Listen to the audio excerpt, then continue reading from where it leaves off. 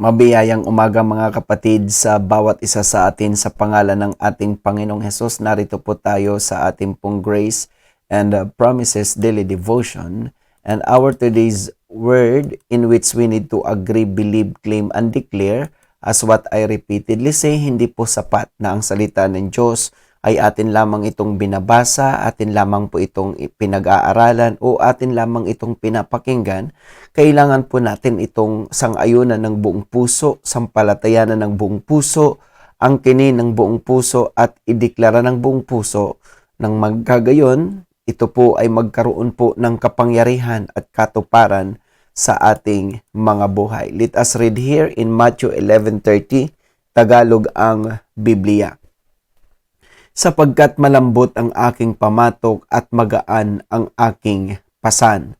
And in Amplified Version, Matthew 11:30, For my yoke is wholesome, useful, good, not hard, sharp, or pressing, but comfortable, gracious, and pleasant.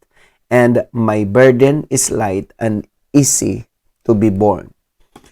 Mapagpala po ang salita ng Diyos na ating pagbubulayan ngayon mga kapatid. We all know ng author po ng Gospel according to Matthew is no other than Apostle Matthew himself.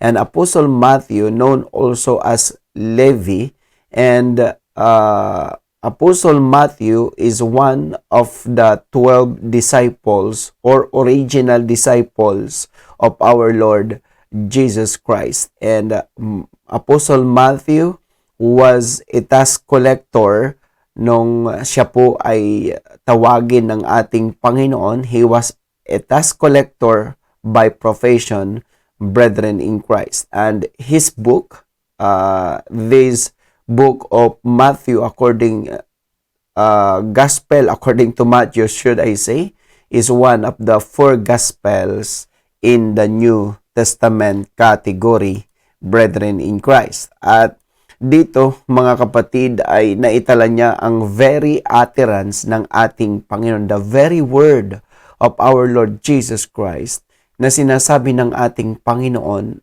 ang aking pamatok.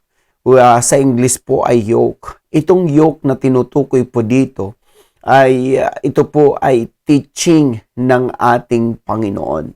Ito po ay katuruan ng ating Panginoon na sinasabi ng Lord, yung aking katuruan at ang aking mga sabihin natin mga aral, mga kapatid, or we could say mga doktrina ay magaan at ito po mga kapatid ay madaling pasanin. Kasi kung atin pong babasahin ang buong chapter ng Matthew, mga kapatid, di ba, tinukoy din ng ating Panginoon ang wide gate at saka yung tinatawag na narrow gate. At dito, previously, kung atin pong itatas lang ng kaunti ang talata, speaking about the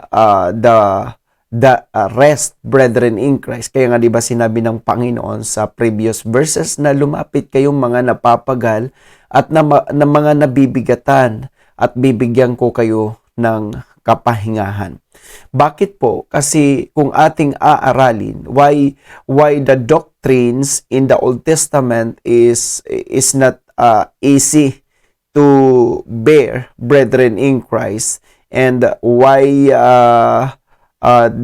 the teachings in the Old Testament is, sabihin natin, brethren in Christ, is burdensome sa kanila, mabigat dalhin. Kasi alam nyo po, ang 613 laws in the Old Testament is not easy to apply, is not easy to practice or to put in practice. Bakit po? Kasi talagang dahil nga po ay batas, ito po ay napakabigat sa kanila. Salamat na lang sa Diyos dahil tayo ay wala na sa ilalim ng batas. Tayo ay nasa ilalim ng biyaya ng ating Panginoon at ang mga katuruan at aral at doktrina sa ilalim ng biyaya ay hindi po mabigat, hindi po mahirap isabuhay, kundi ito po ay, we could say, light and easy to practice, brethren in Christ. That's why our today's message entitled, Jesus' yoke is light and easy to bear. Kaya again, itong yoke na tinutukoy po mga kapatid, ay ito po ay katuruan, aral at doktrina ng ating Panginoon. Napakadali mga kapatid kasi tulad nga po ng katuruan in the Old Testament na love your neighbor as you love yourself. Mamahalin mo ang iyong kapwa kung paano mo minahal ang iyong sarili. Subalit sa ilalim ng biyaya, love your neighbor as the Lord Jesus Christ loves you. So meaning, ang basihan sa Old Testament is how you love yourself. Ang basihan sa New Testament is how the Lord Jesus Christ loves us. Kaya ganun po mga kapatid, hindi po mabigat, madali pong isabuhay ang mga katuruan at aral ng ating Panginoon. And our today's promises, we are going to acronym the word plowing. P-L-O-U-G-H-I-N-G. Yamang pinag-uusapan po natin ang pamatok or in English, yoke. Iyan po ay ginagamit sa magkatuwang na baka. Mga kapatid, kapag ka ikaw ay nag-aararo, way back sa Bible times, brethren in Christ. Kaya hindi nga po pwedeng pagtuwangin mga kapatid ang ox at saka yung donkey dahil hindi sila magkapariho. Kailangan itong yoke, brethren in Christ, ay ginagamit lang yan sa magkatuwang o magkaparis na baka o sa magkatuwang na donkey, mga kapatid, o magkaparis na donkey, yung tinatawag sa Tagalog na asno.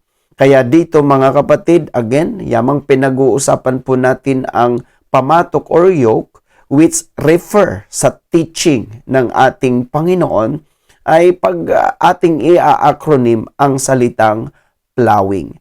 First point, His teaching is pleasant and easy to practice. Yan pong mga tatalakayin natin ay binanggit po ito dito sa Amplified Translation. Na ang teaching ng Panginoon ay nakakalugod, mga kapatid. Kaya kung tayo ay mag-aaral lang at tayo ay makikinig lang ng mabuti at magbabasa ng mabuti ng salita ng Diyos, ang salita ng Diyos or ang katuruan ng ating Panginoon ay nakalulugod at madaling isa gawa at isa buhay. Second point, His teaching is light and easy to practice. Binanggit ko kanina na magaan lang mga kapatid. Napakagaan. Bakit po? Tulad ng aking binanggit lamang sa sandaling nakaraan, ay sinabi ko na sa Old Testament, ang katuruan ay mabigat kasi based sa law. Pero sa New Testament, ang katuruan ay magaan kasi based sa biyaya ng Panginoon. Kaya ito po ay napakagaan. Huwag po nating isipin na ang hirap maging Kristiyano, ang hirap maging born again, ang hirap maging anak ng Diyos, ang hirap maging mananampalataya. That is not true. Alam nyo po, ang pinakamagaan na buhay ay buhay na ating pong ipinamuhay sa ating Panginoon. So, His teaching is light and easy to practice. Third point, His teaching is okay. At binanggit dyan sa Amplified, comfortable and easy to practice. Kaya mga kapatid, comfortable ang salita ng Diyos, hindi siya annoying. Kasi minsan kapag ang mga katuruan ay puro na lang laws, puro batas, mga kapatid, very annoying, nakakarindi na. Kumbaga nakakairita na sa ating mga pakinig. Pero alam nyo po, yung mapapakinggan mo ang mga katuruan, patungkol sa tinapos na gawa ng ating Panginoon, that you are forgiven, that you are beloved, that you are His child, that you are valuable, and you are cherished, like that. Yan ang mga katuruan na, mga kapatid, very comfortable sa atin.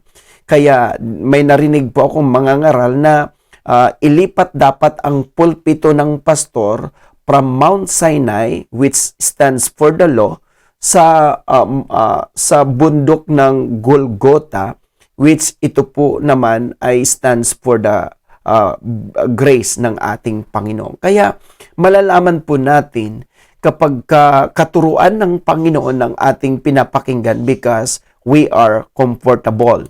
And of course, brethren in Christ, fourth point, His teaching is useful and easy to practice. Ito po ay very useful, brethren in Christ. Kaya nga 'di ba ang sinabi ni Pablo kay Timoteo sa 2 Timothy 3:16 na very useful ang inspired na word ng ating Panginoon. All scripture is inspired by God and useful. Sa ibang translation, ang ginamit ay useful. Kaya itong mga katuruan ng ating Panginoon ay kagamit-gamit sa ating pang-araw-araw na buhay. At ito ay madaling isapamuhay, madaling isagawa, mga kapatid. Kaya kapag ina-apply po natin lang ang salita ng Diyos, mga kapatid, ay tayo rin po kasi ang makikinabang. Tayo ang magbe-benefits because the teaching of the Lord Jesus Christ is very useful sa ating pamumuhay. And of course, fifth point, His teaching is good and easy to practice. Mga kapatid, makikita po natin na mabuti. Maging ang kautusan, mabuti, kaya lang burdensome siya. Subalit, ang biyaya ay talagang ito, mga kapatid, ay mabuti at magaan pa. Kaya dito makikita po natin na kung atin lamang pong pakikinggan at atin pong talagang uunawain ang biyaya, ito po ay mabuti, mga kapatid. Biriin mo, bakit po tinawag na mabuti? Hindi na tayo paparusahan. Dahil si Jesus ang naparusahan. Hindi na tayo dapat mamatay. Kasi si Jesus na ang namatay sa krus ng Kalbaryo. Yun ang tinatawag natin na divine exchange. Kaya kapag naririnig natin ang ginawa ng ating Panginoong Jesus sa krus ng Kalbaryo at tinapos ng ating Panginoon sa krus ng Kalbaryo, it is good to hear, brethren in Christ. It is very, very good sa atin. And of course, brethren in Christ, sixth point, His teaching is helpful and easy to practice. Tandaan po natin, nakakatulong ang katuruan ng ating Panginoon sa ating pamumuhay. Bakit po?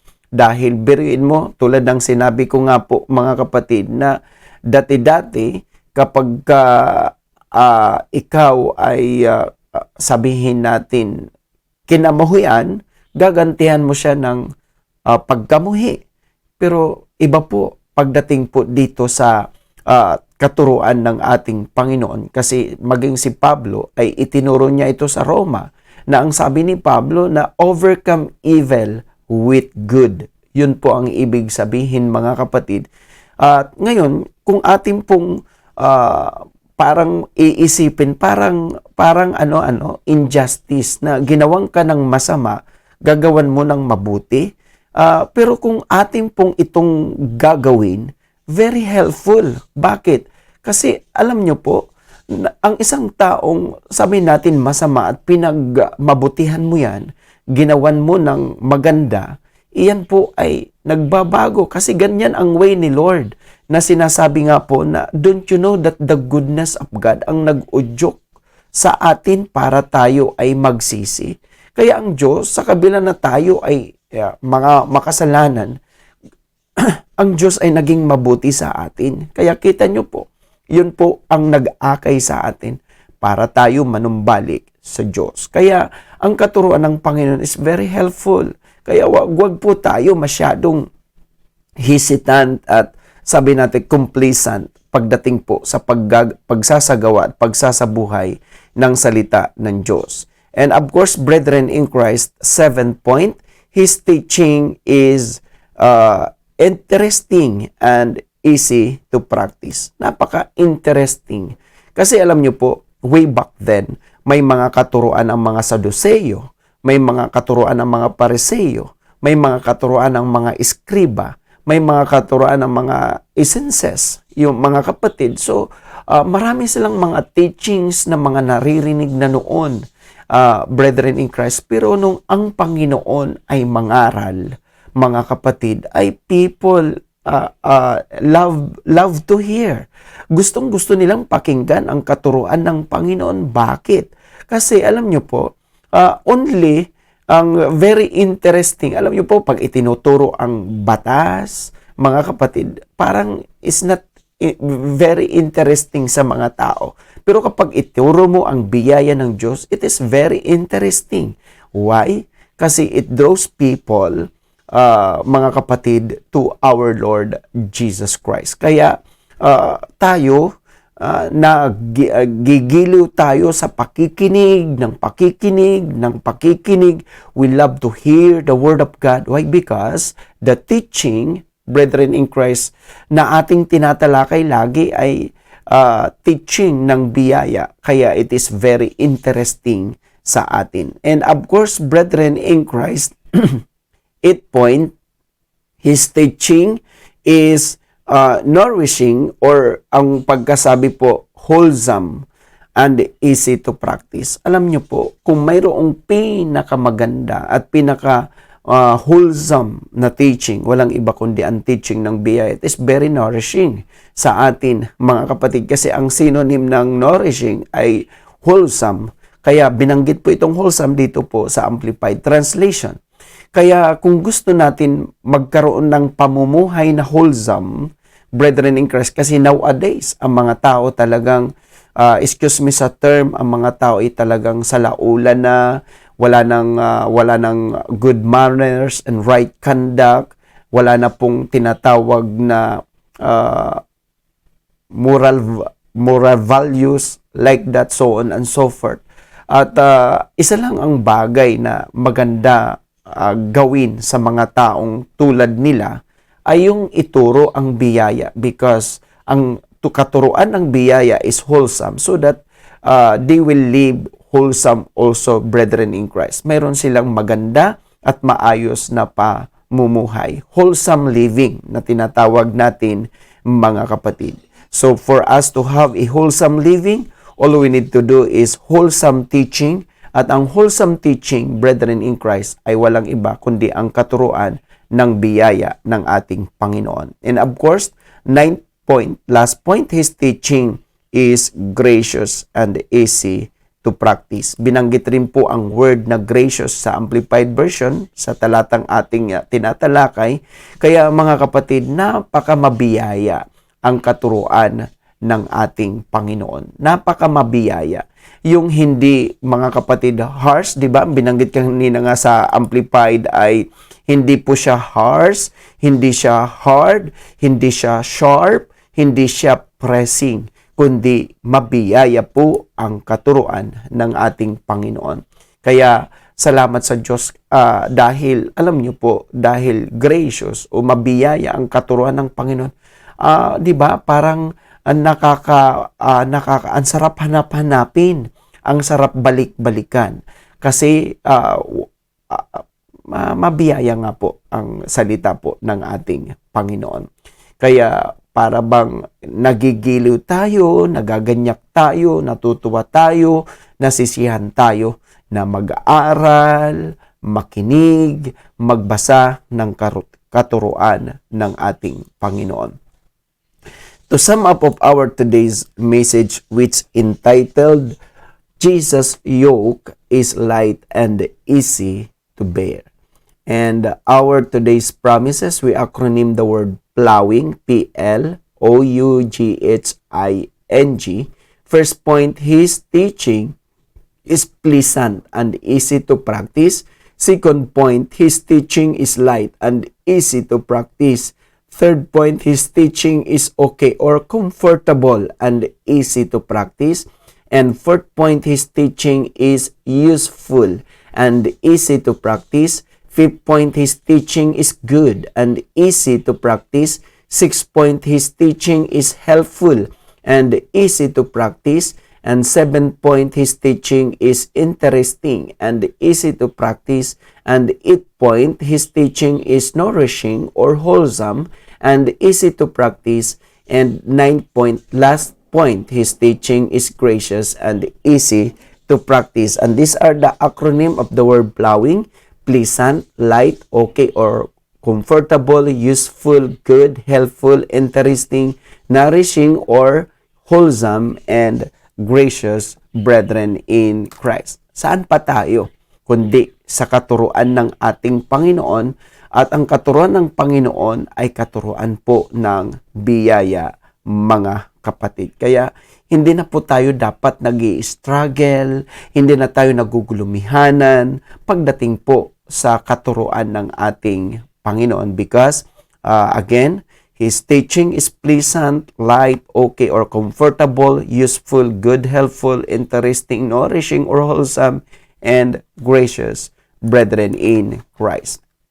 And our today's grace, ang katuruan ng biyaya ay madaling maintindihan at maunawaan sa mga mananampalataya na ito ay personal na nasaksihan at naranasan. Let me repeat and let me emphasize, brethren in Christ, ang katuruan ng biyaya ay madaling maintindihan at maunawaan sa mga mananampalataya na ito ay personal na nasaksihan at naranasan. To God be all the glory. Let us pray. Heavenly Father, we just thank you sa iyong kabutihan, katapatan at kadakilaan sa aming mga buhay. We thank you for your protection because you've covered us with your precious blood. At kami, Panginoon, ay nagtataglay ng iyong makapangyarihang pangalan. Salamat dahil sa paggising namin ay taglay namin ang biyaya ng kalakasan, biyaya ng kalusugan na galing sa inyo, malayo sa mga sakit at karamdaman, malayo sa mga disgrasya at kapahamakan, malayo sa mga mabibigat na pagsubok at problema, at malayo sa mga lalang at gawa ng kaaway. Salamat din po, Panginoon, dahil tunay nga po na sa bawat umaga ay may panibagong lang biyaya kayo at panibagong lang pagpapala kayo. That's why this morning we are expecting that we will receive all the blessings that you have stored and prepared for us today. Thank you, Panginoon, dahil pinagpala mo na kami spiritually, intellectually, emotionally, physically, materially, financially, at pinagpala mo na kami sa lahat ng aspeto ng aming buhay. Salamat, Jesus, dahil you made us vessel and channel of blessings to everyone. Kaya sa umagang ito, ay minsan pa kami magiging pagpapala sa aming pamilya, magiging pagpapala sa iglesia, magiging pagpapala sa komunidad, magiging pagpapala sa kumpanya na aming pinagtatrabahuan, at magiging pagpapala sa negosyo na aming pinangangasiwaan. Salamat, Panginoon, dahil truly that we are extremely blessed. Salamat din sa aming mga kapatid, kaibigan, kapanampalataya na ngayon ay nakikinig at nanonood. Lord, whenever na sila po ay mayroong pong prayer request sa inyo, ay mayroon po kaming pangako na mayroon po kayong pangako na aming pinanghahawakan na ang wika mo, Panginoon, na anuman ang aming hingin sa Ama, sa iyong pangalan ay inyo pong ipagkakalob sa amin. At wala kaming hiniling na hindi po ninyo ibibigay sa amin. Salamat, Panginoon, for this privilege. At kung ngayon, Lord, kung may nakikinig na nangangailangan ng kaligtasan, grant them salvation. Kung may nakikinig na nangangailangan ng kagalingan, grant them healing. Kung may nakikinig na nangangailangan ng kalakasan, grant them strength. Kung may nakikinig na nangangailangan ng katugunan, grant them your probation. At ano pa man, Lord, ang kanilang panalangin, we firmly believed and wholeheartedly believe na inyo pong igragrant ang lahat because we are your children and you are our good Father. Salamat, Panginoon, dahil kami po ay patuloy na lumalakad sa biyaya, nabubuhay sa biyaya, lumalago sa biyaya, at patuloy po kaming, Panginoon, nag-i-enjoy sa iyong biyaya. Thank you, Lord. Thank you, Jesus. And this all we pray In Jesus' mighty name, amen and amen.